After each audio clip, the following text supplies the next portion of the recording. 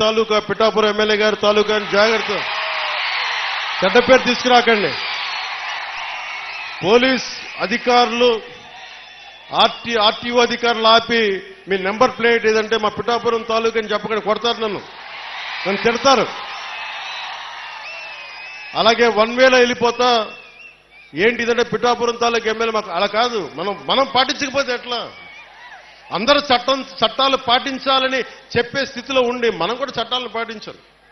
మీరు సరదాగా హుషారుగా చేయండి. అప్పుడప్పుడు కావాలంటే నాకు 2 ఎకరాల స్థలం ఉంది కదా, అక్కడ వచ్చి మీరు కావాలంటే బైక్ వేసుకుని తిరగండి. కావాలంటే మీకు కావాలంటే ఒక మడ్ రేస్ పెడతాను, అక్కడ ఓ బైక్ రేస్ పెడతాం. మీరు కొంచెం అక్కడ ఆడుకుని దెబ్బలు తగలకుండా హెల్మెట్లు బాడీ ఆర్మర్ ఇచ్చి మీరు తిరగండి. మీరు బాగుండాలనే కదా మేము అందరం చేసేది. సో మీరు ఆరోగ్యంగా ఆయురారోగ్యాలతో ఉండాలి. మీరందరూ ఆయురారోగ్యాలతో ఉండాలి. చిన్నపిల్లలందరికీ ఉన్నతమైన జీవితం ఉండాలి. వచ్చే తరం కోసం పనిచేస్తున్నాం. అలాగే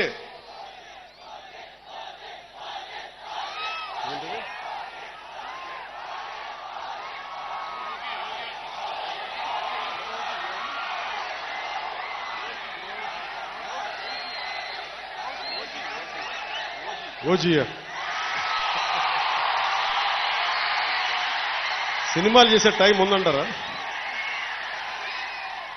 ఎలాగా మాట ఇచ్చాం కాబట్టి ముందు ఒక 3 నెలలు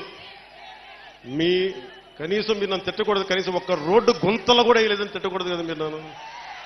కనీసం గ్రామాలకి కొత్త రోడ్ల కంటే ముందు రోడ్లు గుంతలు పూడ్చి పాట్ హోల్స్ పూడ్చి మళ్ళీ మీరు తిట్టకూడదు కదా. నిన్ను ఎందుకుంటే మళ్ళీ నువ్వు వెళ్ళి ఓజీ చేస్తామని మనని క్యాజీ అంటే నేను ఏం చెప్పను.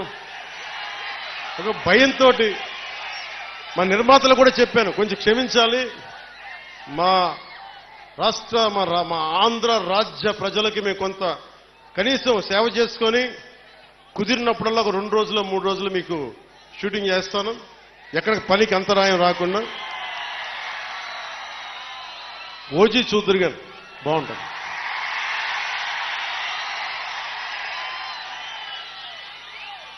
అలాగే మీరు చెప్తున్నా, దయచేసి మీరు మనం గెలిచాం కదా అని చెప్పి గత ప్రభుత్వ నాయకుల్ని కానీ వారి కార్యకర్తల్ని కానీ దయచేసి దాడులు కానీ ఇవన్నీ చేయకండి, వారిని హింసించకండి.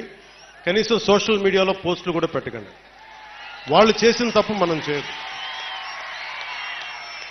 ఎవరిని. ఎందుకంటే మరీ చట్టాలని అధిగమించి కొంతమంది చేసి ఉండొచ్చు.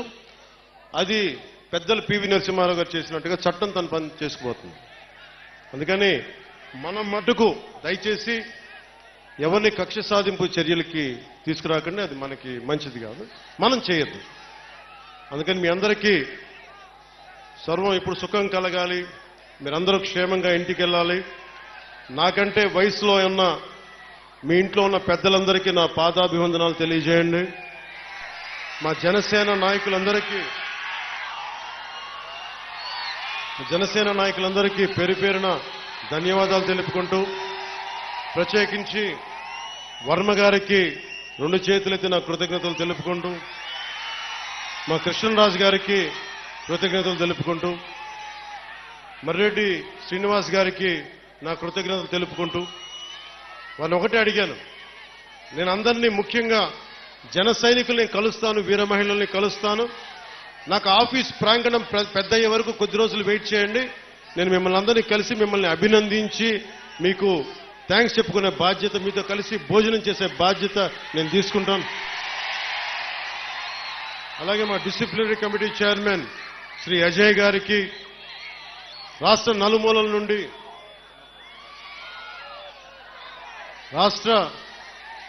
నుండి వచ్చిన వీర మహిళలకి, జనసేన నాయకులకి కృతజ్ఞతలు తెలియజేసుకుంటూ, అలాగే తమ్మయ్య బాబు గారికి, తుమ్మల బాబు గారికి నా హృదయపూర్వక ధన్యవాదాలు తెలుపుకుంటూ, మీ అందరికీ పేరు పేరున కృతజ్ఞతలు తెలియజేసుకుంటూ,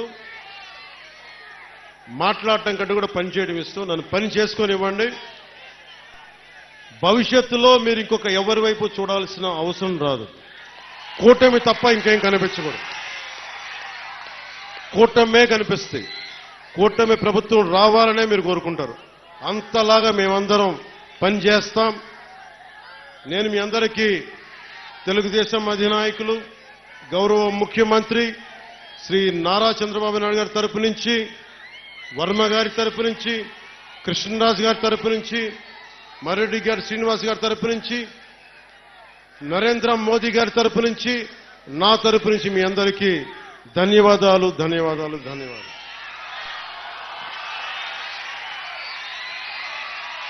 జై టీడీపీ, జై బీజేపీ, జై జనసేన, జై హింద్.